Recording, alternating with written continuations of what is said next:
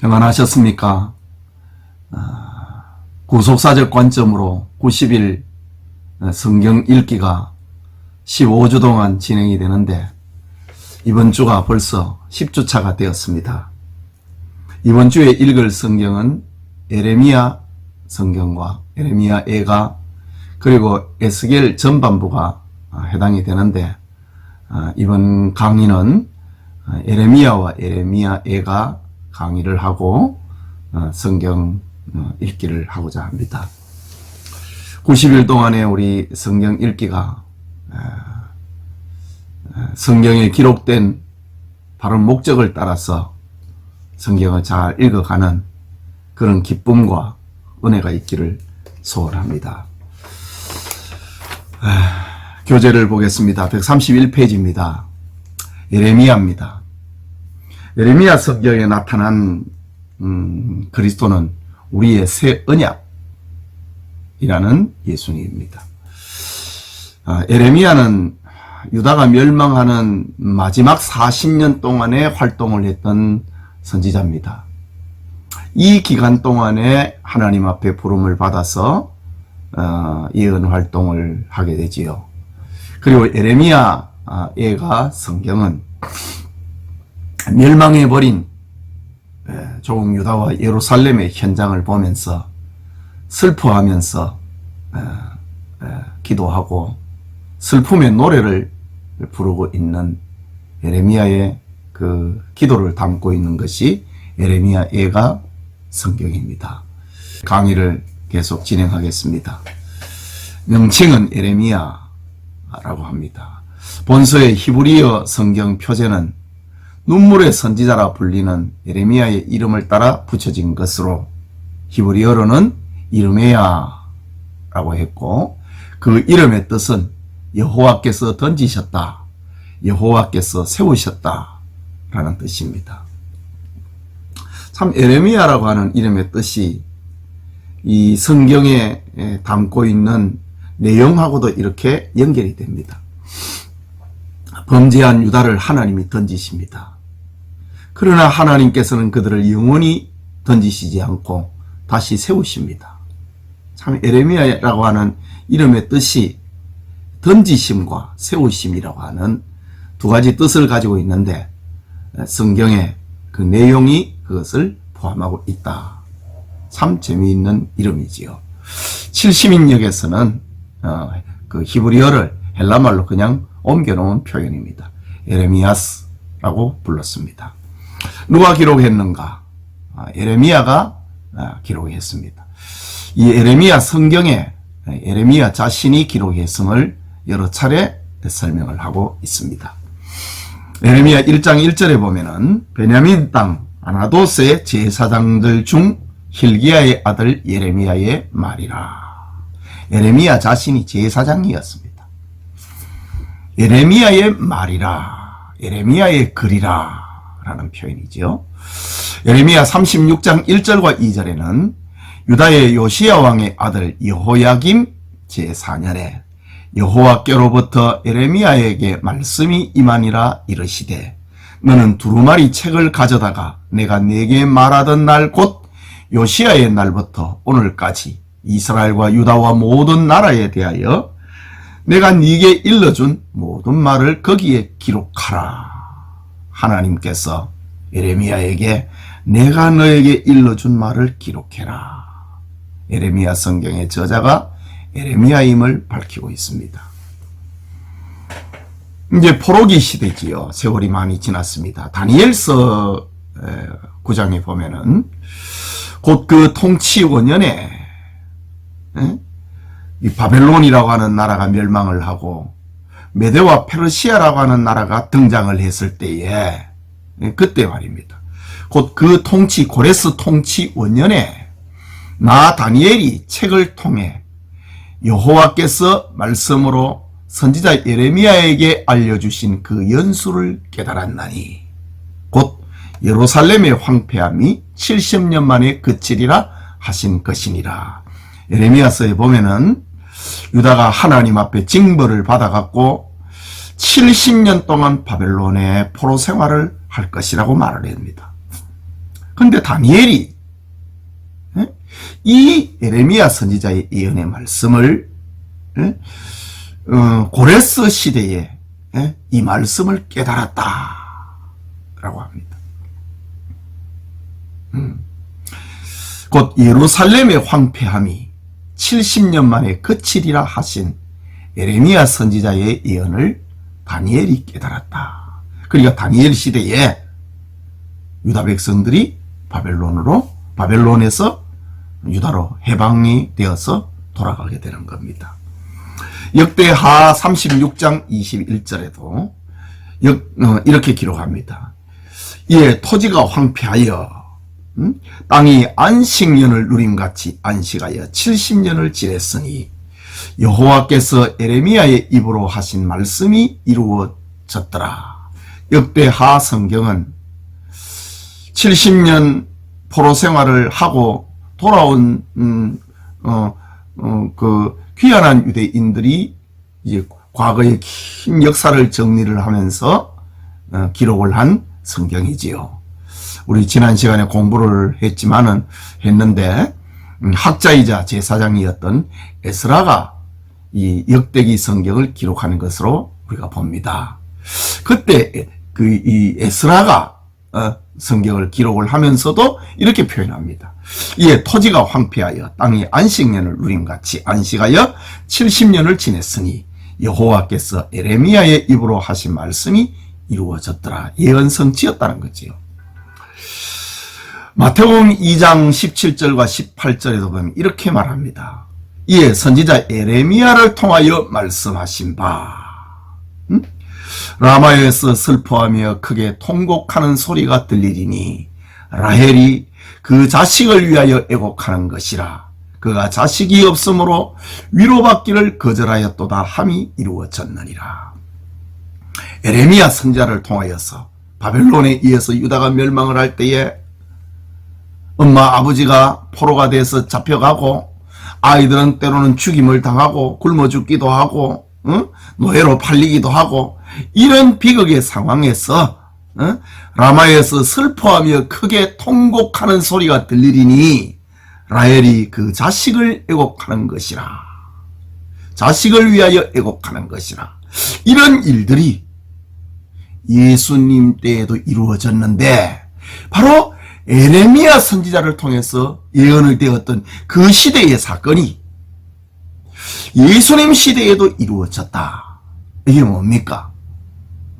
예수님이 출생을 했을 때에 헤로당이 자기가 이스라엘의 왕인데 왕으로 나실 리가 유대 땅 베들레헴에 탄생을 했다고 하니 그 지경에 있는 2살 아래의 아이들을 헤롯이 전멸을 시켜버립니다. 그래서 집집마다 아이를 가진 가정에서는 통곡의 소리가 일어났다 이거지. 이런 현상이 저 에레미야 시대에 나라가 멸망을 할 때 이런 일이 있었는데 예수님 시대에도 예수님이 출생할 때에도 이런 일이 일어났다. 그것을 이제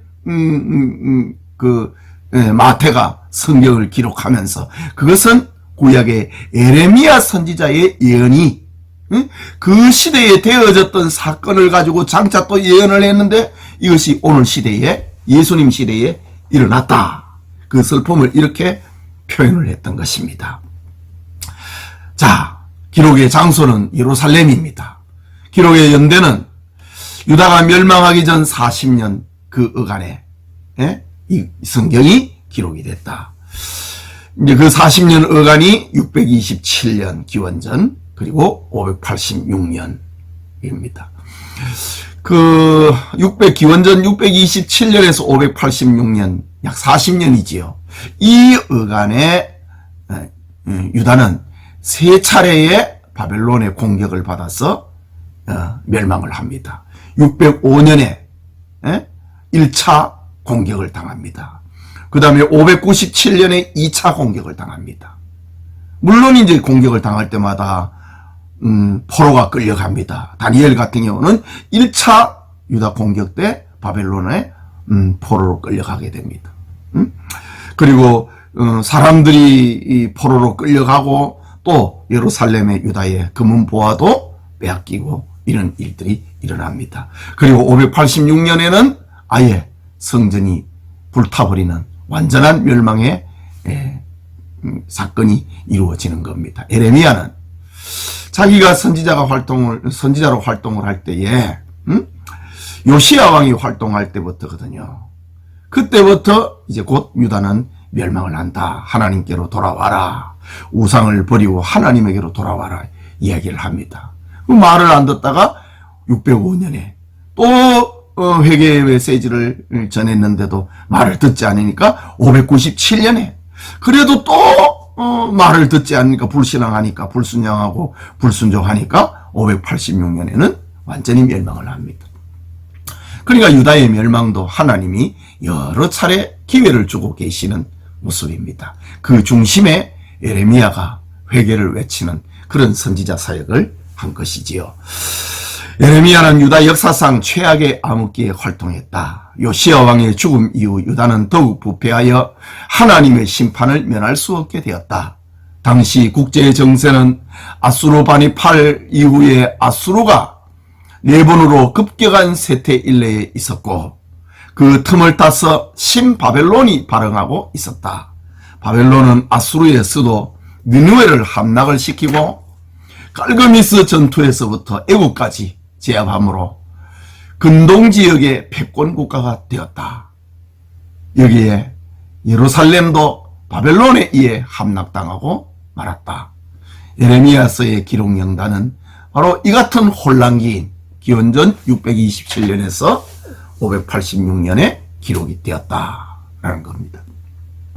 에레미야 성경이 52장까지 이렇게 구성이 되어 있는데 이 에레미야 성경을 통해서 40년간에 걸친 역사적인 배경을 하고 기록이 되어 있는 이 성경의 기록의 목적이 무엇인가 이 교환에 메모를 해놓았습니다. 첫째는 바벨론에 의한 유다 멸망은 종교적 도덕적 타락의 필연적 결과였다. 세 차례에 걸쳐서 멸망을 하는데 이건 기회거든요. 응? 종교적 도덕적 타락의 필연적 결과로 말미암아 바벨론에 멸망당했다. 둘째로 역사 운행은 하나님의 주권에 속한 것이다.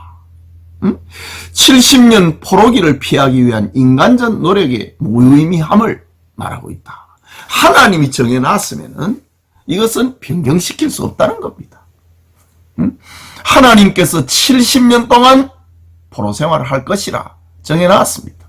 그리고 그것이 지나면은 다시 해방을 받게 된다는 거지요. 역사의 주권은 하나님에게 있다라는 사실입니다. 그래서 예레미야의 예언대로 70년 동안의 포로 생활을 하고 예레미야의 예언대로 안식년을 누린과 같이 유다의 땅이 안식을 하고 경작할 사람이 없는 안식을 하였다. 70년이 차고 난 다음에 유다는 해방을 얻게 되었다 이야기하고 있습니다. 세 번째는 고난의 원인은 죄에 있으므로 잘못을 회개하도록 하기 위함이다.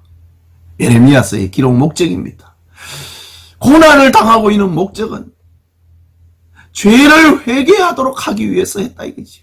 그런데 끝까지 회개하지 않으니까 1차, 2차 공격을 당하고 그래도 회개하지 않고 하나님에게 돌아오지 않으니 결국은 사람이 살 수 없는 땅으로 만들어버렸다. 멸망했다라는 겁니다.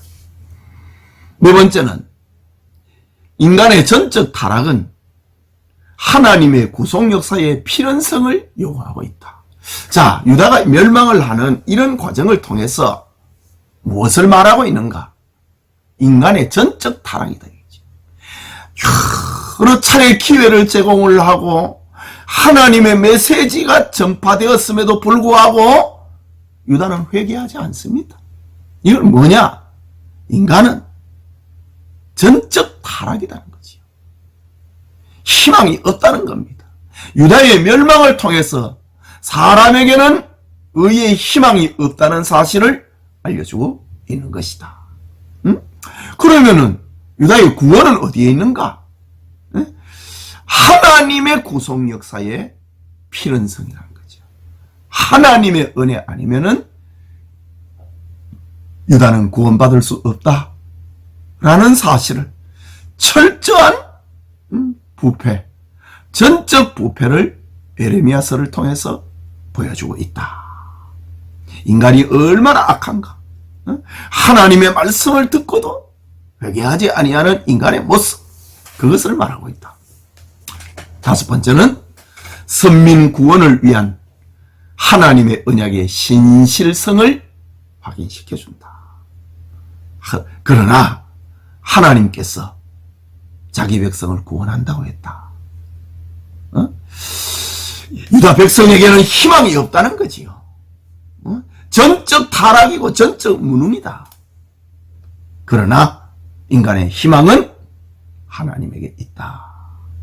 언약의 신실성을 보여주고 있다. 이것이 이 에레미야서의 일반적인 그런 기록 목적이라고 할 수 있겠습니다. 에레미야서의 주제는 심판과 구원입니다. 하나님의 심판과 하나님의 구원입니다. 누구에게 죄를 지었느냐?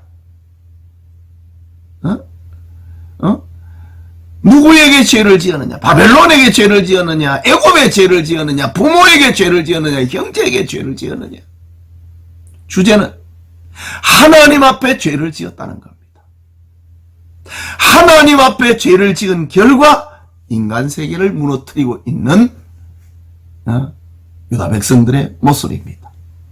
하나님의 심판과 하나님의 구원, 역사의 주권은 하나님에게 있다.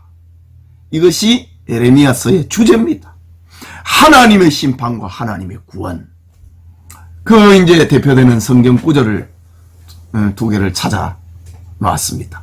에레미야 16장 12절에서 13절에 너희가 너희 조상들보다 더욱 악을 행하였도다. 전적 부패를 말하는 겁니다. 보라, 너희가 각기 악한 마음의 완악함을 따라 행하고 나에게 순종하지 아니하였으므로 내가 너희를 이 땅에서 쫓아내어 가나안 땅에서 너희를 쫓아내어 너희와 너희 조상들이 알지 못하던 땅에 이르게 할 것이라. 너희와 너희 조상들이 알지 못하는 땅, 저 바벨론으로 끌려갈 것이다. 너희가 거기서 주야로 다른 신을 섬기리니 이는 내가 너희에게 은혜를 베풀지 아니함이라 하셨다 하라. 하나님께서 얼굴을 돌려버렸다. 거기에서 바벨론 신을 섬기면서 70년을 살았다는 거지요. 그래서 하나님을 섬기는 것과 바벨론의 신을 섬기는 것이 무엇이 좋은가? 거기서 깨달으라 이거지. 구원은 오직 하나님으로부터 온다. 이것이 하나님의 심판입니다. 순종하지 않았다 이거지. 완악함을 따라 행하고 아무리 회개하라고 외쳐도 완악함을 따라 행하고 나에게 순종하지 아니했다. 그래서 내가 너희를 이 땅에서 쫓아내버렸다. 하나님의 심판입니다. 바벨론의 심판이 아니라 바벨론은 도구고 내가 너희를 이 땅에서 쫓아내어 너희와 너희 조상들이 알지 못하던 땅에 이르게 할 것이라. 하나님의 심판이었다.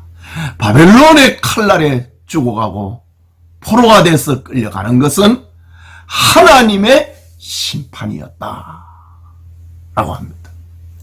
내가 너희에게 은혜를 베풀지 아니했다. 얼굴을 돌려버렸다.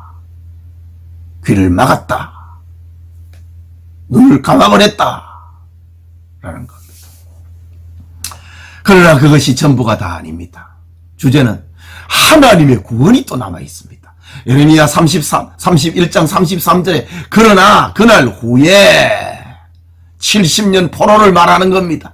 그날 후에 내가 이스라엘 집과 맺을 언약은 이러하니 곧 내가 나의 법을 그들의 속에 두며 그들의 마음에 기록하여 나는 그들의 하나님이 되고 그들은 내 백성이 될 것이라. 여호와의 말씀이니라. 지금까지 유다 백성들은 하나님의 법을 어겼는데 어디에 서러운 하나님의 법입니까? 돌판에 기록해 놓은 하나님의 법입니다. 십계명은 돌판에 기록이 되어 있잖아요. 돌판에 기록해 놓은 하나님의 법을 너희가 듣지 아니하고 완악하게 행하고 불순종했다. 그런데 그날 이후에는 내가 내 법을 돌판에 기록하지 않고 그들 속에 두며 그들의 마음속에 기록하였어. 나는 그들의 하나님이 되고 그들은 내 백성이 될 것이다. 이것은 전적인 하나님의 은혜로 구원받을 것이라는 겁니다. 예레미야 성경이 갖는 특징입니다. 서정적이고 열정이 가득한 예조, 슬플 예자입니다. 그리고 을풀 조자, 슬픔을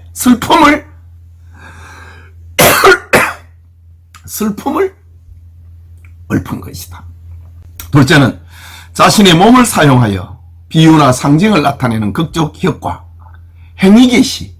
이건 사회에서 행위예술이라고 하는 게 있잖아요. 이것처럼 하나님께서는 예레미야에게 너가 이런 행동을 해라 라는 것을 통해 갖고 이 유다 백성들에게 행동 계시, 행위 계시를 나타내셨습니다. 썩어서 쓸모없게 된 뱃띠. 유다 백성들이 의지하고 있는 것, 그거는 썩어서 쓸모없는 뱃띠와 같다 이거지. 깨어진 그릇. 사람들의 의지와 노력과 계획하고 있는 것, 추구하고 있는 것, 그건 다 깨져 버린 거다 이거지. 그리고 줄과 멍에, 줄에 묶여갖고 멍에를 메고 걸어가고 있는 모습. 우리 회개 안 하면은 이렇게 끌려간다. 행위계시를 이렇게 나타냈다. 벽돌에 깔린 곳에 큰 돌. 바벨론에 포로가 돼서 끌려가서 고통당하고 있는 그런 삶을 예레미야가 유다 백성들이 보는 앞에서 자기의 몸을 통하여서 계시했다. 이런 어떤 특징도 가지고 있다. 예레미야의 구성을 보면은 먼저 예레미야의 소명입니다. 하나님 앞에 부름을 받습니다. 소명에 대한 하나님께서 예레미야를 불렀다고 하는 소명에 대한 두 가지 확증을 줍니다. 예레미야야, 1장에 나옵니다. 예레미야야, 네가 지금 무엇을 보고 있느냐? 예, 살구나무 가지를 보고 있나이다. 우리는 이렇게 살구나무로 표현하지만은 이 근동지역에서는 아몬드 나무입니다. 그러면서 1장 12절에 보면 여호와께서 내게 이르시되 네가 잘 보았도다. 이는 내가 내 말을 지켜 그대로 이루려 함이라 하시니라. 아몬드 나무, 살구나무 가지를 보여주면서 이런 말씀을 하십니다. 우리나라에서는 봄이 되면은 제일 먼저 피는 꽃이 이렇게 벚꽃 이 먼저 피잖아요. 개나리가 피고 이래야 합니다. 이스라엘 지역에서는 제일 먼저 겨울을 보내고 제일 먼저 피는 나무가 아몬드 꽃입니다. 이것은 깨어있는 다 아직도 삭을 틔우지 않고 있는 근동지역의 나무들 가운데 가장 먼저 삭을 틔우는 살구나무, 아몬드 나무를 두고 하는 말입니다. 너가 이런 역할을 해야 되겠다 라는 말이지. 또 예레미야에게 말씀해 두 가지 환상을 보여주면서 예레미야를 하나님이 소명하십니다. 무엇을 보느냐? 예, 기울어져 있는 끓는 가마를 봅니다. 그것이 바로 바벨론의 심판이다. 그러면서 이제 이야기를 합니다. 1장 16절 이후에 보면은 무리가 나를 버리고 다른 신들에게 분향하며 자기 손으로 만든 것들에 절하였은즉 내가 나의 심판을 그들에게 선고하여 그들의 모든 죄악을 징계하리라. 그러므로 너는 네 허리를 동이고 일어나 내가 네게 명한 바를 다 그들에게 말하라. 그들 때문에 두려워하지 말라. 네가 그들 앞에서 두려움을 당하지 않게 하리라. 하나님께서 에레미야를 불러갖고 소명하시고 사명을 주시고 용기를 주고 계시는 이런 모습이 1장에 기록이 됩니다. 2장에는 이제 본격적으로 2장부터 28장까지 내가 너에게 담는 말을 그들에게 선포해라. 유다를 향한 하나님의 심판입니다. 무슨 죄인가? 우상 숭배의 죄다. 언약을 파기한 죄다. 그리고 예루살렘의 멸망에 대한 예언을 2장에서 28장까지 선포합니다. 그러나 또 그것으로 끝나지 않고 아까 주제가 뭐였잖아요. 심판과 구원이라 그랬잖아요. 29장에서 33장, 33장까지는 이스라엘의 회복에 대한 예언. 유대인은 희망이 없지만은 하나님으로 말미암아 유다는 다시 구원받는다라는 겁니다. 29장에서 3장까지 영토를 회복할 것이고 백성들이 회복될 것이고 예루살렘 성전이 회복이 될 것이고 그리고 언약이 다시 회복이 될 것이다. 회복에 대한 이야기. 그런데 그 회복은 어떻게? 내가 너희 안에 거하고 내 법을 너희 속에 두고 너희 마음에 새겼어. 응? 나는 너희 하나님이 되고 너희는 내 백성이 될 것이다. 전적인 하나님의 은혜에 의해서 유다가 회복된다고 하는 것, 구원받는다고 하는 이야기를 29장에서 34장까지, 33장까지를 담고 있습니다. 이제 34장에서 45장까지는 예레미야의 예언의 성취. 예레미야의 예언의 지금 무슨 성취입니까? 심판 예언의 성취가 되고 있다. 1차, 2차, 3차 멸망되는 이 과정을 예레미야가 직접 몸소 경험을 하고 그 전후에 예언의 메시지를 전했다 이거지. 심판의 예언이 성취가 되고 있는 이야기가 34장에서 45장까지 기록이 됩니다. 왕에 대한 경고의 불순종, 예레미야의 고난, 외치니까, 회개를 외치니까 유다 백성들이 예레미야를 감옥에 가둡니다. 진흙구덩이에 던져버립니다. 그러나 예레미야의 예언은 그대로 이루어집니다. 예루살렘의 멸망과 그 후의 사건들이 기록이 됩니다. 그리고 또 다섯 번째는 46장에서 51장까지는 예레미야 참 그 이스라엘 유다뿐만이 아니고 유다를 둘러싸고 있는 열국에 대한 예언입니다. 열국에 대한 심판 예언입니다. 애굽이, 블레셋이, 모압이, 암몬이, 에돔이, 다메섹이, 게델과 하솔이, 엘람이, 바벨론이 유다를 둘러싸고 있었던 모든 근동 지역의 나라들은 유다가 멸망하는 것을 보고 조롱을 하고 박수를 치고 바벨론이 공격을 할 때의 형제국이라고 했던 에돔, 모압, 암몬이 유다 백성들이 피난 오는 것을 잡아갖고 바벨론 군대들에게 내주고 이런 일을 하거든요. 그리고 결국은 바벨론도 다 하나님께서 심판한다고 하는 그런 예언. 그리고 52장에서는 유다의 멸망과 바벨론의 포로 생활에 대한 이야기를 담고 있다. 예레미야서는 심판과 유다 백성들의 죄로 인한 심판과 하나님으로 말미암은 하나님의 은혜로 말미암은 구원, 이 두 가지를 들려주고 있다. 자, 그 다음에 우리 핵심이지요. 예레미야서에 나타난 그리스도입니다. 예레미야서에는 예수님이 어떤 모습으로 나타나고 있는가? 첫째는 생수의 근원이신 그리스도. 예레미야 2장 13절에 내 백성이 두 가지 악을 행하였나니 그들이 생수의 근원이신 나를 버린 것과 스스로 웅덩이를 판 것인데 그것은 그 물을 가두지 못할 터진 웅덩이들이니라. 생수의 근원이신 나를 버렸다. 예수님이 유다 백성들의 구원의 생명인데 그들이 나를 버렸다. 그리고 스스로 웅덩이를 팠는데, 죄악의 웅덩이, 인간 계획의 웅덩이,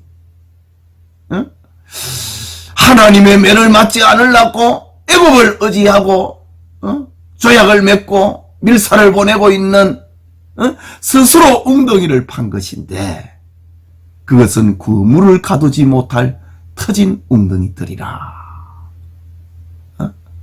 인간 계획의 무상함을, 생수의 근원을 버리고 인간 계획을 따라간 것, 이것이 그들의 죄였다.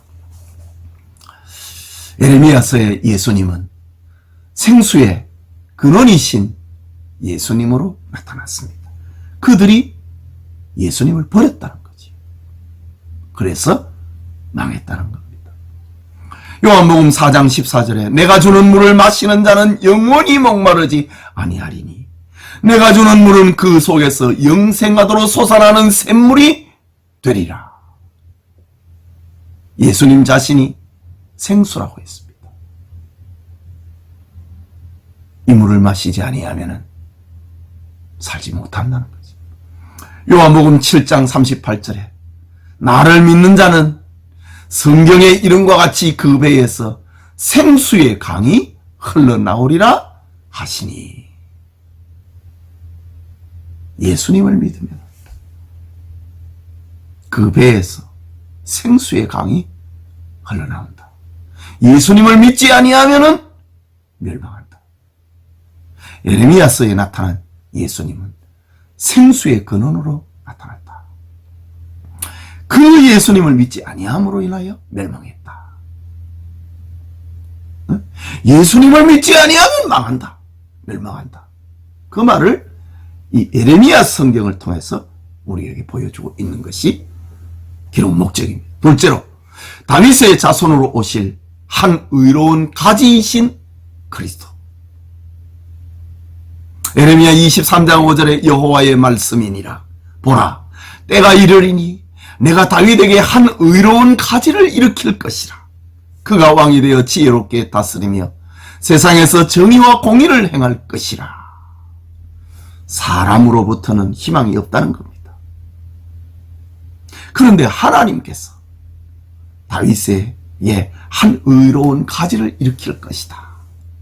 그분이 바로 예수님이었다는 거죠. 마태복음 1장 1절과 20절에 아브라함과 다윗의 자손 예수 그리스도의 계보라. 이 일을 생각할 때에 주의 사자가 현몽하여 이르되 다윗의 자손 요셉아, 네 안에 마리아 데려오기를 무서워하지 말라. 그에게 잉태된 자는 성령으로 된 것이라. 응? 다윗에게 한 의로운 가지를 일으킨다. 인간의 방법이 아니라 하나님의 주권적인 방법, 성령으로 잉태된 예수님을 예표하고 있다. 요한계시록 22장 16절에는 나 예수는 교회를 위하여 내 사자를 보내어 그들을 너희에게 증언하게 하였노라. 나는 다윗의 뿌리요 자손이니 곧 광명한 새벽별이라 하시더라. 예수님께서는 자신을 소개하기를 나는 다윗의 뿌리요 다윗의 자손이다. 하나님이 에레미야의 입을 통해서 예언을 해놓은 그대로 나는 다윗의 뿌리 가운데서, 다윗의 자손 가운데서 예언한 그대로 이 땅에 왔노라고 말씀하고 있습니다. 그 다음에 세 번째로 공평과 정의로 통치되는 메시아 왕국을 도래케 하실 그리스도. 유다가 멸망을 했습니다. 공평은 없고 정의는 없습니다. 제사장도 선지자도 공평과 정의를 외면했습니다. 그러다 망합니다. 그러나 유다의 희망은 메시아 왕국인데, 메시아 왕국의 특징은 공평과 정의로 통치되는 예수님의 나라입니다. 사복음서에 보면은 메시아 왕국의 특징을 잘 기록을 하고 있습니다. 메시아 왕국. 예레미야 23장 5절과 6절에 여호와의 말씀이니라. 보라, 때가 이르니 내가 다윗에게 한 의로운 가지를 일으킬 것이라. 그가 왕이 되어 지혜롭게 다스리며 세상에서 정의와 공의를 행할 것이며 그날의 유다는 구원을 받겠고 이스라엘은 평안히 살 것이며 그의 이름은 여호와 우리의 공의라 일컬음을 받으리라. 예수님이 우리의 공의다 이거지. 예레미야가 예언한 것이 예수님으로 말미암아 성취되고 있는 장면, 공의와 공평으로 통치되는 주님의 나라입니다. 데살로니가후서 1장 5절에 이렇게 기록합니다. 이는 하나님의 공의로운 심판의 표요 너희로 하여금 하나님의 나라에 합당한 자로 여김을 받게 하려 함이니 그 나라를 위하여 너희가 또한 고난을 받느니라. 예. 공의와 정의로 다스림을 받는 나라, 메시아 나라입니다.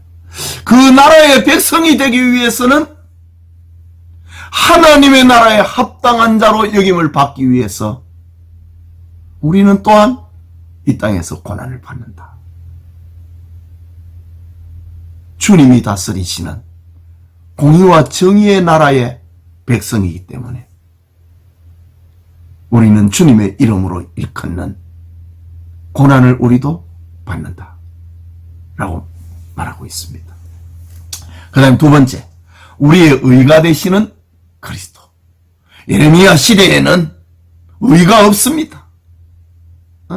여러분, 그 소돔과 고모라성이, 소돔성이 의인 10명이 없어서 멸망했습니다. 예레미야 시대에는, 예레미야야, 네가 예루살렘을 한번 다녀봐라. 의인 한 명을 찾을 수 있는가? 의인 한 사람이 없어서 멸망했다. 그 전적 부패입니다. 그럼 여기에 희망이 뭐냐? 우리의 의가 되시는 그리스도. 우리의 희망은, 우리의 의는 우리에게서는 없고 오직 예수님에게 있다. 그것을 예레미야서를 통해서 보여주고 있다. 예레미야 23장 6절에 그의 날에 유다는 구원을 받겠고 그의 날에, 예수님의 날입니다. 그의 날에 유다는 구원을 받겠고 이스라엘은 평안히 살 것이며 그의 이름은 여호와 우리의 공의라 일컬음을 받으리라. 예수님이 우리의 의다 이거지요. 우리는 희망 없지만은 예수님이 우리의 의가 되기 때문에 우리는 구원을 받고 평안을 누리게 될 것이다. 예수님을 믿으면 하나님의 구원이, 하나님의 평안이 우리 마음에 임한다고 하는 겁니다. 고린도후서 5장 21절에 하나님이 죄를 알지도 못하신 이를 우리를 대신하여 죄를 삼으신 것은 우리로 하여금 그 안에서 하나님의 의가 되게 하려 하심이라.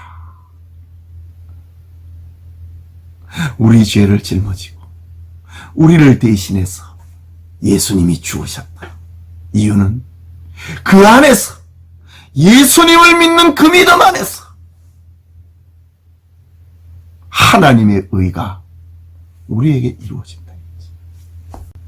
다섯째로, 선한 목자이신 그리스도. 예레미야 3장 15절에 내가 또 내 마음에 합한 목자들을 너희에게 주리니 그들이 지식과 명철로 너희를 양육하리라. 이스라엘의 목자는 다 그릇되었습니다. 지금 제사장도 그렇고 선지자도 그렇고 백성을 위하는 참된 목자는 보이지 않습니다.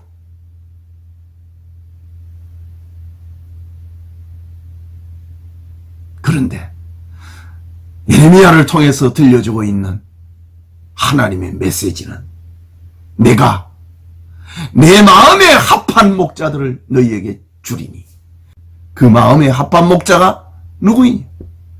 바로 선한 목자이신 예수님을 두고 하는 말입니다.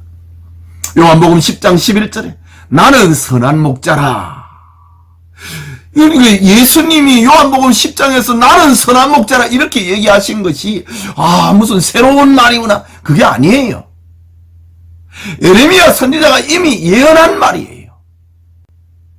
지난 시간에도 여러 차례 말씀을 드렸지만은 예수님이 하신 행동과 예수님이 말씀하신 설교는 새로운 것이 아니고 다 구약의 선지자들이 예언한 그 말씀을 이룬 겁니다. 나는 선한 목자라. 예레미야 선지자의 예언대로입니다. 내가 그 참 목자다 이거지요.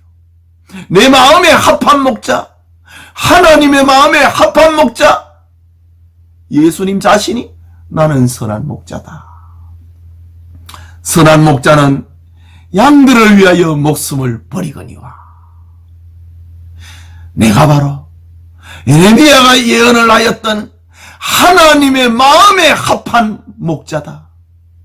하나님의 마음에 합한 목자가 선한 목자다. 그래서 나는 양들을 위해서 목숨을 버릴 것이다. 선한 목자를 여러분 윤리적으로 해석하는 거 아니에요.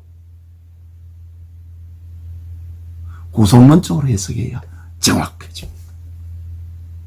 예레미야가 예언한 그대로 하나님께서 내가 내 마음에 합한 목자를 너에게 주겠다.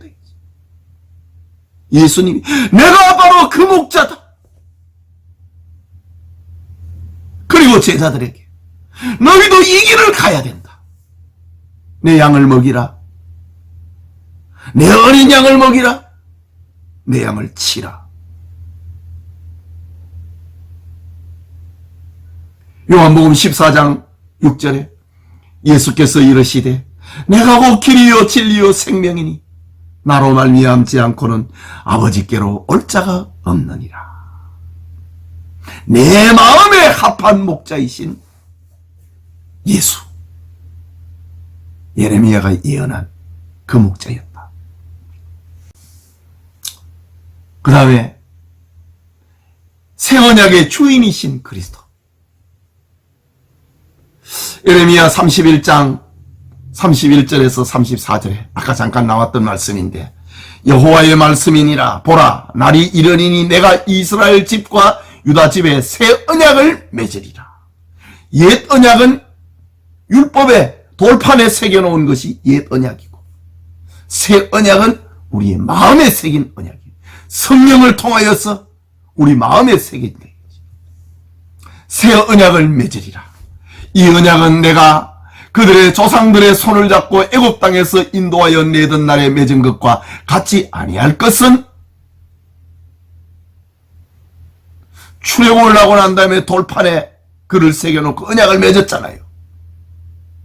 그것과 다르는 것은 내가 그들의 남편이 되었어도 그들은 내 언약을 깨뜨렸습니다. 구약 백성들을 두고 하는 말입니다. 여호와의 말씀이니라. 그러나 그날 후에 내가 이스라엘 집과 맺을 언약은 이러하니 곧 내가 나의 법을 그들의 속에 두며 그들의 마음에 기록하여 나는 그들의 하나님이 되고 그들은 내 백성이 될 것이라. 옛 언약이 뭐지요? 너희가 내 말을 잘 듣고 내 언약을 지키면 출애굽기 19장 4절에서 6절까지 나는 너희 하나님이 되고 너희는 내 백성이 되고 너희는 세상에 대해서 제사장 나라가 될 것이다. 그 전제 너희가 내 말을 잘 듣고 내 언약을 지키면입니다. 그런데 새 언약은 그렇지 않습니다. 내가입니다. 옛 언약은 상방의 언약이지요. 너희가 내 말을 잘 듣고 내 언약을 지키면 계약의 상대성을 가지고 있습니다. 그런데 새 언약은 그렇지 않다 이 말이지. 그날 이후에 내가 이스라엘 집과 맺을 언약은 이러하니 곧 내가 나의 법을 그들의 속에 두며 그들의 마음에 기록하여 하나님의 주권적인 언약입니다.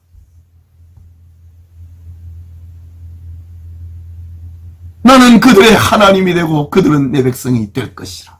여호와의 말씀이니라. 우리는 바로 새 언약의 시대에 살고 있는 겁니다. 주 예수를 믿으라. 그리하면 너와 네 집이 구원을 얻으리라. 영접하는 자 곧 그 이름을 믿는 자에게는입니다. 뭐 믿음이 무슨 공로가 따라오냐, 그게 아닙니다. 하나님이 우리를 위해서 사랑한다, 우리를 위해서 예수님을 구원의 주로 주셨다, 그것을 믿는 자는 하나님의 자녀가 되는 권세를 주셨다. 그것입니다. 이게 새 언약입니다. 구약의 성도들이 그렇게 누리고 싶고 그렇게 가지고 싶었던 새 언약을 그 안에서 우리는 살고 있다고 하는 사실입니다. 유다 백성들의 바벨론 포로지의 해방은 바로 우리가 예수님을 믿어서 구원을 얻는 그것을 상징하고 있는 겁니다. 누가복음 22장 20절에 저녁 먹은 후에 잔도 그와 같이 하여 이르시되 이 잔은 내 피로 세우는 새 언약이니 곧 너희를 위하여 붓는 것이라. 내 피로 세우는 새 언약. 예수님이 십자가의 죽으심을 통하여서 우리가 예수님을 믿기만 하면은 우리는 하나님의 자녀가 된다. 그래서 베드로가 예수님을 모른다 하고 저주를 해도 희망이 있는 것은 하나님의 은혜와 하나님의 사랑이 있기 때문입니다. 네가 나를 사랑하느냐? 다시 불러 모은다고. 고린도전서 11장 25절에 식후에 또한 그와 같이 잔을 가지시고 이르시되 이 잔은 내 피로 세운 새 언약이니 이것을 행하여 마실 때마다 나를 기념하라 하셨으니. 새 언약. 예수님의 이 행위는 예레미야 선지자가 예언해 놓은 것입니다.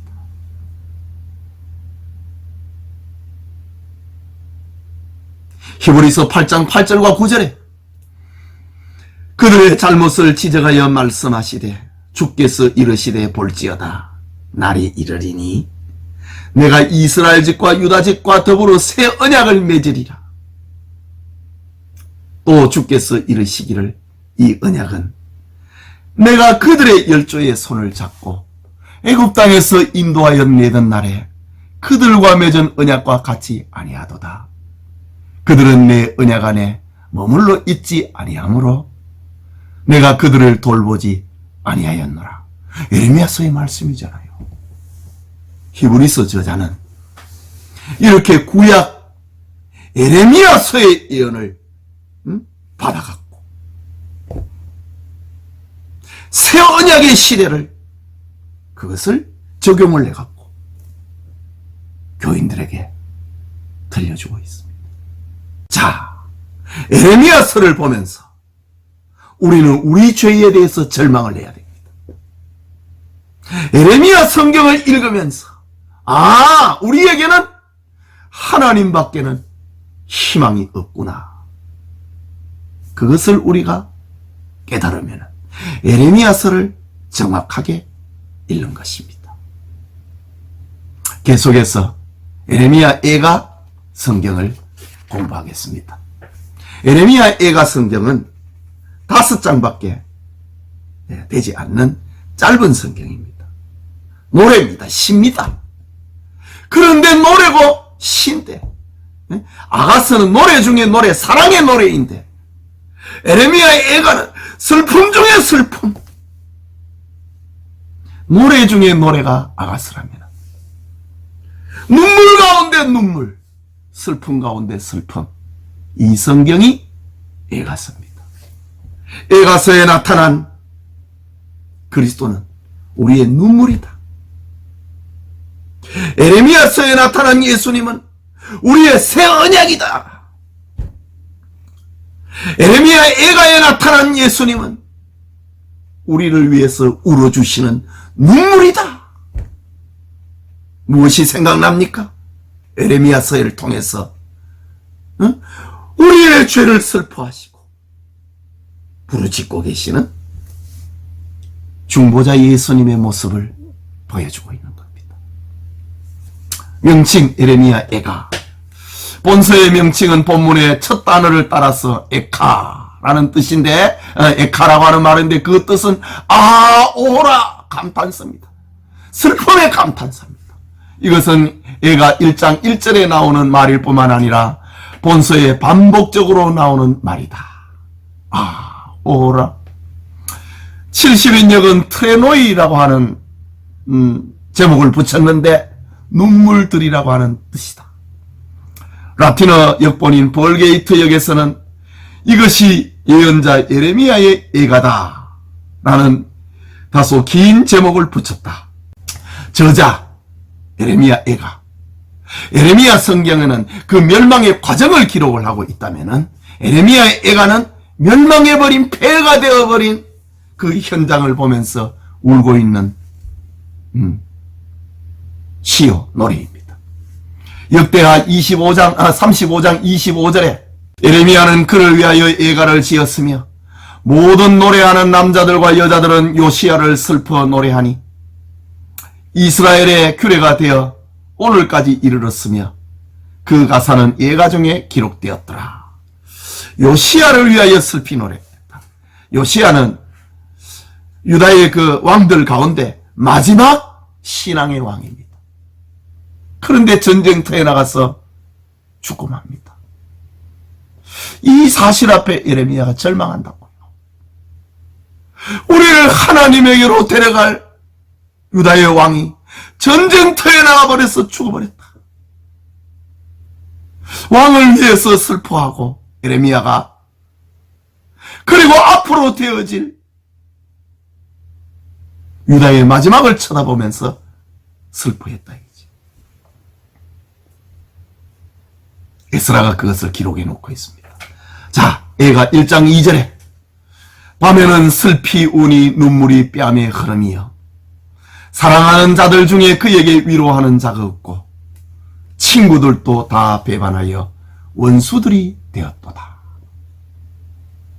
예레미야가 무너져버린 유다와 불타버린 성전을 보면서 울고 있는 이런 모습은 장차 예수님이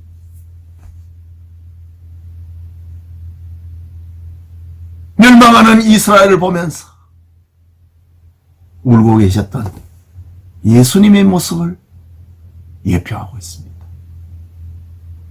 예레미야 애가 1장 6절에 16절에는 이로 말미암아 내가 우니, 멸망의 상황입니다. 내 눈에 눈물이 물같이 흘러내리며 나를 위로하여 내 생명을 회복시켜 줄 자가 멀리 떠났음이로다. 원수들이 이김에 내 자녀들이 외롭도다. 하나님이 얼굴을 돌려버리니까 우리의 구원자, 우리의 위로자가 우리를 떠나버렸으니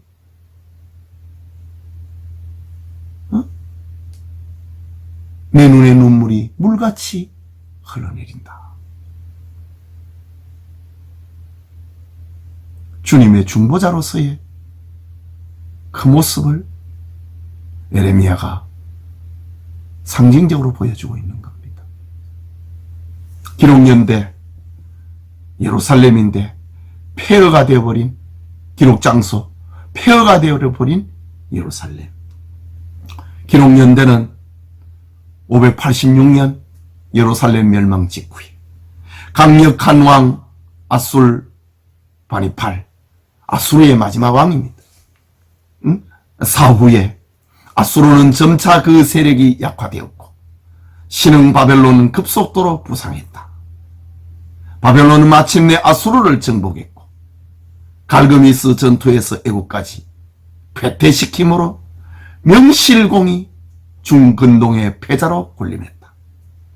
그런데 에레미야의 외침에도 불구하고 유다 왕들은 계속해서 하나님의 계시인 바벨론을 배척하고 애굽만을 의뢰하였다. 그 결과 바벨론의 3차에 걸친 유다 침공으로 예루살렘 성은 결국 함락되고 말았다. 이 같은 혼란의 와중에서 예레미야 선지자는 본서를 눈물로써 기록하였다. 기록의 목적입니다. 하나님의 심판 예언이 성취되었음을 알리고 있다. 40년 동안의 예레미야가 심판을 외치고 돌아오라고 했는데 기어이 돌아오지 않다가 멸망했다. 심판 예언이 성취되었다는 겁니다. 예레미야 25장 11절에 이 모든 땅이 폐허가 되어 놀랄 일이 될 것이며 이 민족들은 70년 동안 바벨론의 왕을 섬기리라. 예레미야 25장은 아직 유다가 멸망하지 않았을 때입니다. 그런데 예레미야는 예언했다. 예레미야의 예가는 그것이 성취되었다는 겁니다. 예레미야 29장 10절에 여호와께서 이와 같이 말씀하시니라. 바벨론에서 70년이 차면 내가 너희를 돌보고 나의 선한 말을 너희에게 성취하여 너희를 이곳으로 돌아오게 하리라. 예언이 성취됐는데, 멸망이라고 하는 예언이 성취됐는데 그것이 끝이 아니고 70년이 차면은 다시 돌아온다고 하는 그런 희망의 메시지도 예레미야 예가서에 담고 있다, 이 말입니다. 둘째로 죄의 회개와 여호와 신앙을 소망하기 위함이다. 예레미야 예가 32장에서 33절에 32절 33절에 그가 비록 근심하게 하시나, 하나님이 두고 하는 말입니다. 하나님이 비록 근심하게 하시나 그의 풍부한 인자하심에 따라 긍휼히 여기실 것임이라. 주께서 인생으로 고생하게 하시며 근심하게 하심은 본심이 아니시로다. 회개하고 돌아오게 만들기 위한 하나님의 물리적인 방법이다. 말로 애가 안 들으니까 바벨론을 들어서 쳤다 이거지. 예레미야 성경의 핵심입니다.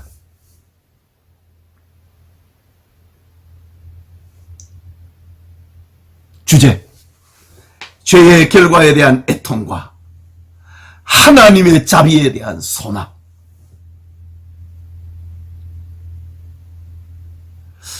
예레미야 성경하고 주제가 비슷하지요. 심판과 구원. 예레미야 예가는 그 성취입니다. 성취. 죄의 결과에 대한 애통과 하나님의 자비에 대한 소망. 자, 예레미야 예가 3장 19절에서 23절에 내 고초와 재난 곧 숙과 담즙을 기억하소서. 예레미야의 자기 기도입니다. 내 마음이 그것을 기억하곤 내가 낙심이 되오나 이것을 내가 내 마음에 담아 두었더니 그것이 오히려 나의 소망이 되어 사오면 여호와의 인자와 긍휼이 무궁하심으로 우리가 진멸되지 아니함이니이다. 이것들이 아침마다 새로우니 주의 성실하심이 크시도소이다. 하나님의 심판을 받아갖고 수많은 사람이 죽었는데도 살아남은 사람이 있는 거예요. 예레미야도 지금 그 무리 가운데 있는 거예요. 여호와의 인자와 긍휼이 무궁하심으로 우리가 진멸되지 아니함이로다. 아, 이것이 하나님의 뜻이었구나.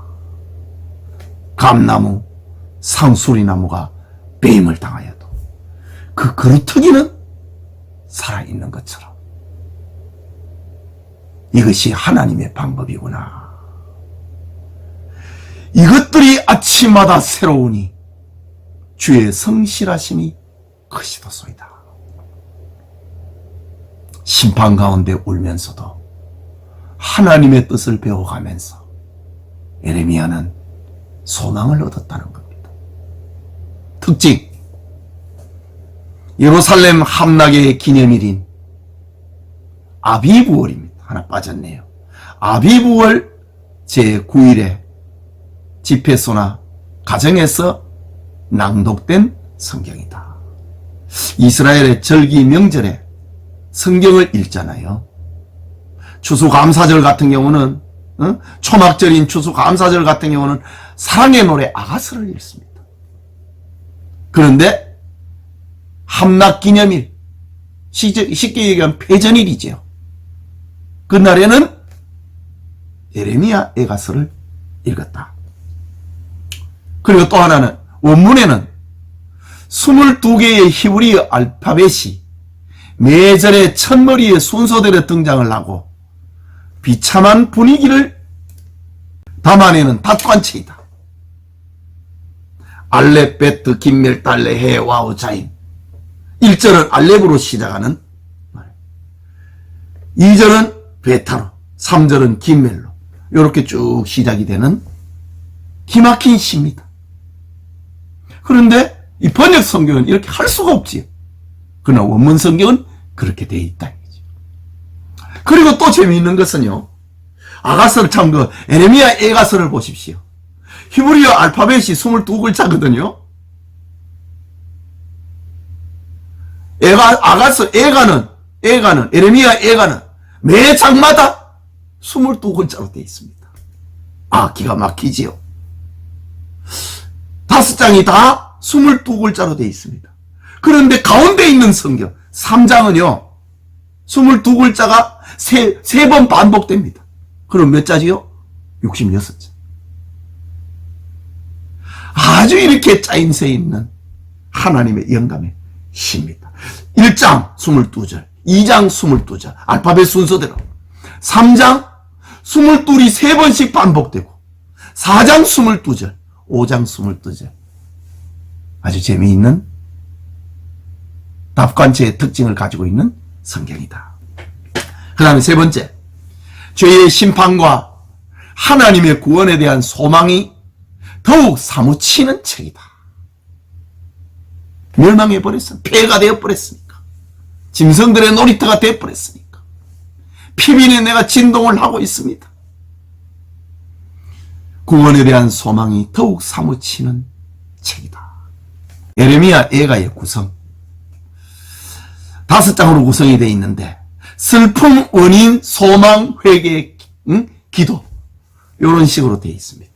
다시 슬픔, 그 다음에 2장은 원인, 왜 슬픔, 왜 멸망이 다가오는, 3장은 소망, 소망이 있으니까 회개하는 겁니다. 4장은 회개, 5장은 회복을 위한 기도. 영감의 성경은 이렇게 짜임새가 있습니다. 1장은 멸망에 대한 예루살렘, 멸망한 예루살렘, 폐허로 변한 예루살렘의 참상, 인간의 절규, 열방을 향한 간증과 탄식, 공의의 호소. 우리를 멸망시킨 저 바벨론도 우리의 멸망을 조롱하고 기뻐하고 있는 저 이방 나라들도 버려달라고 하는 공의의 호소.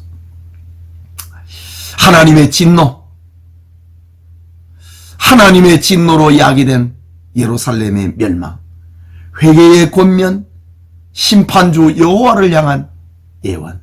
3장은 선지자의 어려운 심경, 여호와의 매를 맞은 자의 탄식, 하나님의 자비에 거는 선지자의 소망, 선지자의 고통, 구원의 호소와 확신. 4장 포위 당시의 슬픈 광경, 패망 당시의 참상, 멸망의 근본 원인이 된 종교 지도자들의 타락, 열방을 의지한 자의 말로, 절망 중에 간직한 미래의 소망. 그리고 5장은 회복을 위한 강구, 회개의 기도, 자비를 호소하는 강구. 자, 이 가운데 예레미야의 애가에 나타난 그리스도. 그리스도는 우리의 눈물이라 그랬습니다. 중보자적인 그런 의미가 강하지요. 우리를 위해서 울어주시는 예수님이지요. 하나님을 향한 간구와 소망을 동시에 담은 5편의 노래를 부른 예레미야는 아담 일의 원죄와 자범죄로 휩싸여 사망과 영벌에 처한 인생을 위하여 구속사역을 담당하시고 중보사역을 담당하실 그리스도의 사역을 예표한다. 자, 그 내용 가운데 눈물의 선지자 예레미야는 그리스도께서 흘리신 눈물을 예표하고 있다. 예레미야 1장 2절에 밤에는 슬피 우니 눈물이 뺨에 흐름이여 사랑하던 자들 중에 그에게 위로하는 자가 없고 친구들도 다 배반하여 원수들이 되었도다.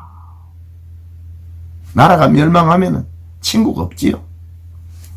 얘가 2장 11절에 내 눈이 눈물에 상하며 내 창자가 끊어지며 내 간이 땅에 쏟아졌으니 이는 딸 내 백성이 패망하여 어린 자녀와 젖 먹는 아이들이 성읍 길거리에 기절함이로다. 패망의 상황입니다.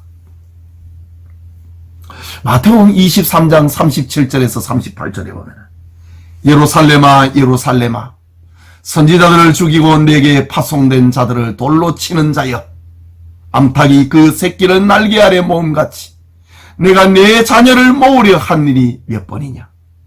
그러나 너희가 원하지 아니하였도다.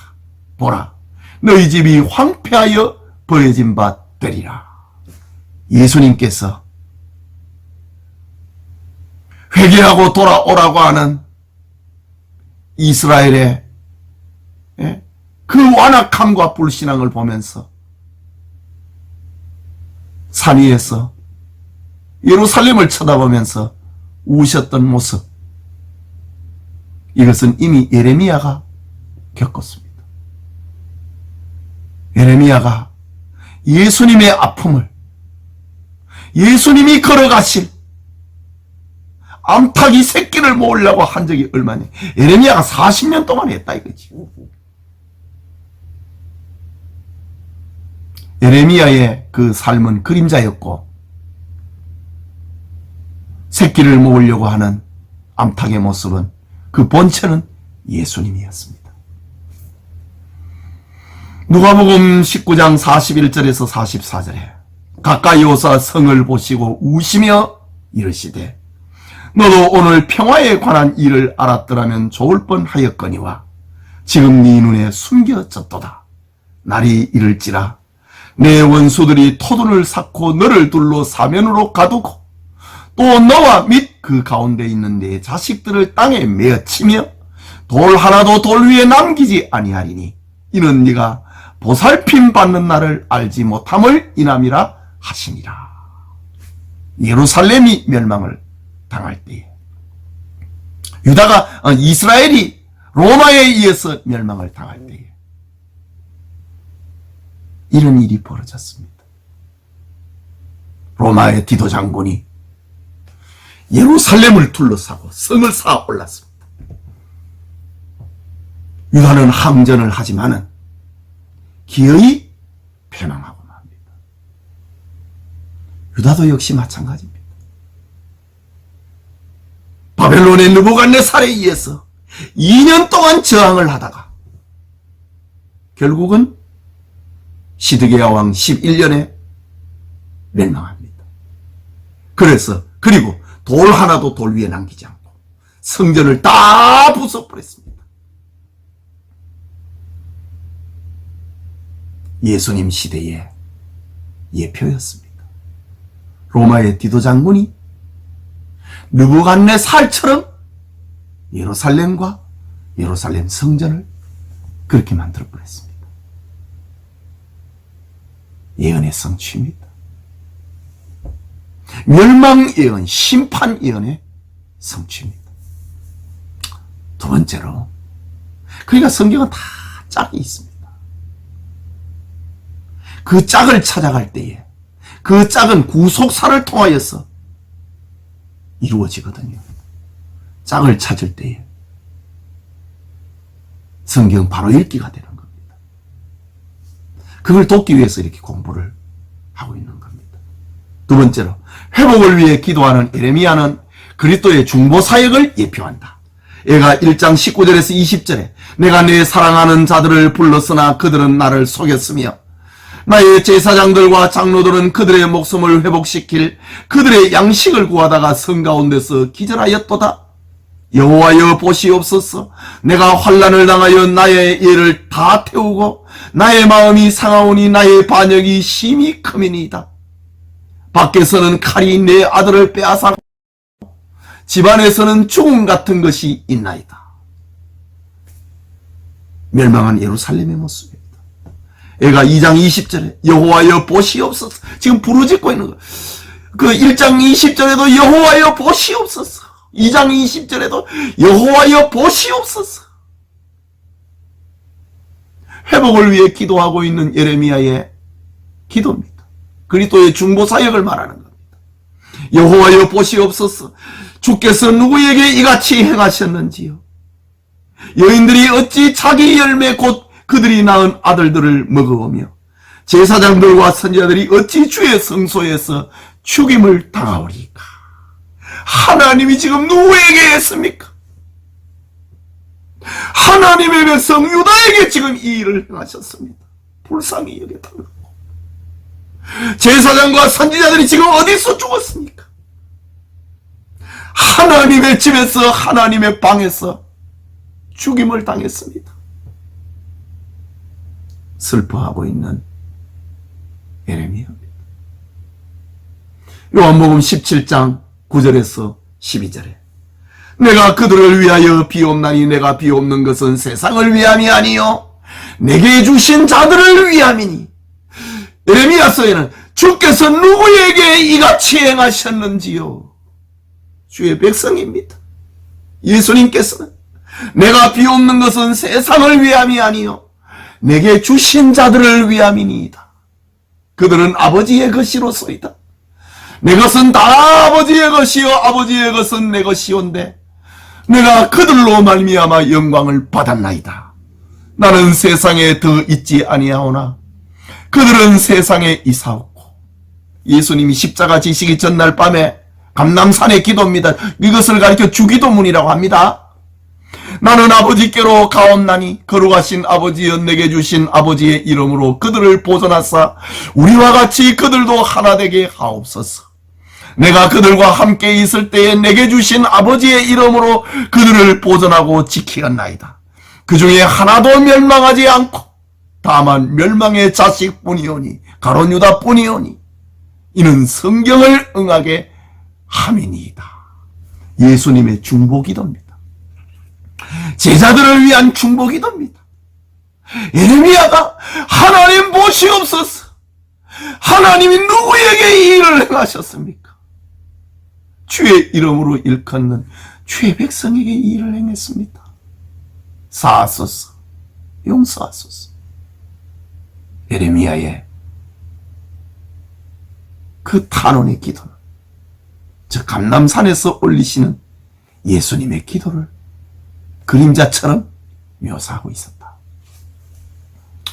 세 번째로 회개를 외치나 경멸과 고난을 받은 예레미야는 그리스도의 순환 사역을 예표하고 있다. 예레미야 애가 2장 15절에 모든 지나가는 자들이 다 너를 향하여 박수치며 딸 예루살렘을 향하여 비웃고 머리를 흔들며 말하기를 온전한 영광이라 모든 세상 사람들의 기쁨이라 일컫던 성이 이 성이 아니냐 하며, 예루살렘의 멸망의 그 상황에서 주변에 있던 수많은 나라들이 사람들의 기쁨이라 일컫던 성이 이 성이 아니냐. 그 성이 지금 어디 가버렸느냐? 조롱했다. 내 모든 원수들은 너를 향하여 그들의 입을 벌리며 비웃고 이를 갈며 말하기를 우리가 그들을 삼켰도다. 우리가 바라던 날이 과연 이 날이라. 우리가 얻기도 하고 보기도 하였다 하도다. 바벨론 사람들이 유다를 둘러싸고 있는 주변에 있는 나라들이 예루살렘의 멸망을 보고 조롱하고 이 메시지를 전파했던 예레미야를 보고 조롱했다. 예레미야 애가 3장 14절에 나는 내 모든 백성에게 조롱거리라. 곧 종일토록 그들의 노랫거리가 되었도다. 조롱당하고 있는 예레미야. 누가복음 2장 34절에서 35절에 시므온이 그들에게 축복하고 그의 어머니 마리아에게 말하여 이르되 보라, 이는 이스라엘 중 많은 사람들을 패하거나 흥하게 하며 비방을 받는 표적이 되기 위하여 세움을 받았고 또 칼이 내 마음을 찌르듯 하리니 이는 여러 사람의 마음의 생각을 드러내려 함이니라 하더라. 예수님의 이 출생에 대한 이야기입니다. 이분이 그분이다 이거죠. 예레미야가 예언을 했던 그분이다 이거죠. 사람들에게 조롱을 받는데 왜? 그들의 생각을 다 드러내기 때문에 조롱을 받았다 이거죠. 예레미야가 왜 유다 백성들에게 고통을 받았습니까? 그들의 생각을 드러냈다 이거죠. 죄악된 생각을 드러내니까 조롱하고 박해했습니다. 예루살렘에 예수님이 탄생이 되어서 모세와 장그 요셉과 마리아가 아기 예수님을 들고 성전에 오니까 시몬이 아기를 안고 이야기를 한다. 그분이 아닌가? 여러 사람들의 마음의 생각을 드러내는 그분이 아닌가? 마태복음 27장 29절에서 30절 1절에 가시관을 엮어 그의 머리에 씌우고 갈대를 그 오른손에 들이고 그 앞에서 무릎을 꿇고 희롱하여 이르되 유대인의 왕이여 평안할지어다 하며 그에게 침 뱉고 갈대를 빼앗아 그의 머리를 치더라. 희롱을 다 한 후에 홍포를 벗기고 도로 그의 옷을 입혀 십자가에 못 박으려고 끌고 나가니라. 그리스도의 순한 사역을 예레미야의 삶을 통해서 묘사되고 있다. 시므온이 예레미야 선지자가 그랬는데 이분이 그분이잖아 예언을 했다 이거지. 하나 더, 여호와는 나의 기업이라고 하는 고백은 성도의 기업이신 그리스도를 예표한다. 얘가 3장 24절에 내 심령에 이르기를 여호와는 나의 기업이시니 그러므로 내가 그를 바라리라 하도다. 우리의 기업은 세상에 있지 않다는 겁니다. 우리의 구원은 세상에 있지 않다는 거지. 우리의 기업은 여호와시다. 이 노래를 슬픔 중에 예레미야가 고백합니다. 에베소서 1장 11절과 12절에 모든 일을 그의 뜻대로 결정하시는 그의 결정대로 일하시는 이의 계획을 따라 우리가 예정을 입어 그의 안에서 기업이 되었으니 이는 우리가 그리스도 안에서 전부터 바라던 그의 영광의 찬송이 되게 하려 하심이라. 예언의 성취입니다. 여호와는 우리의 기업이다 이거지. 히브리서 9장 15절에 이로 말미암아 그는 새 언약의 중보자이시니 이는 첫 언약 때에 범죄한 죄에서 속량하려고 주구사 부르심을 입은 자들로 하여금 영원한 기업의 약속을 얻게 하려 하심이라. 예레미야 선지자의 예언의 성취. 우리에게는 구원의 기업이 없다 이거지. 세상에서는 여호와가 우리의 기업이다. 여호와는 나의 기업이라 라는 예레미야의 고백은 성도의 기업 대신 그리스도를 예표한다.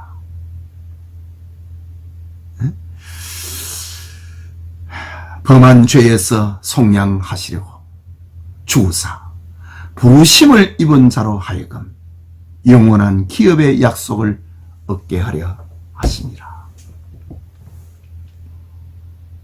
예수님으로 말미암아 우리는 죄 용서함을 얻고 하나님의 자녀가 되는 기업을 얻게 됐습니다. 나는 너희 하나님이 되고 너희는 내 백성이 되리라고 하는 이 하나님의 기업을 우리는 예수님으로 말미암아 얻게 된다. 이것이 바로 예레미야가 예언하고 예레미야가 소망했던 메시지였다 라는 겁니다. 에스겔 성경의 전반부도 조금 읽게 되지만 그냥 읽으시고 다음 주에 제가 에스겔서를 또 강의하도록 하겠습니다. 예레미야와 예레미야 예가 성경 기록의 목적에 맞게 잘 성경을 읽으시기 바랍니다. 우리 가운데 이 강의를 안 듣고 성경을 읽으면 그냥 성경 읽은 거예요. 물론 이제 그냥 성경 읽어도 하나님의 은혜가 있습니다. 그러나 우리가 강의를 듣고 성경을 읽으면 하나님의 분명한 구체적인 은혜를 체험을 하게 되지요. 이런 은혜가 이번 한 주간 동안에도 풍성하기를 소원합니다. 기도합시다. 하나님 아버지, 하나님의 은혜와 사랑 감사합니다. 10주차 읽을 성경 이렇게 먼저 가보았습니다. 이제 자세하게 성경을 읽으려고 합니다. 은혜를 베풀어 주시옵소서. 성경을 바로 읽고 잘 읽고 하나님의 본뜻을 바르게 잘 깨닫는, 그래서 예수님의 생명을 우리의 가슴에 담아내는 축복이 있게 하옵소서. 예수님 이름으로 기도합니다. 아멘.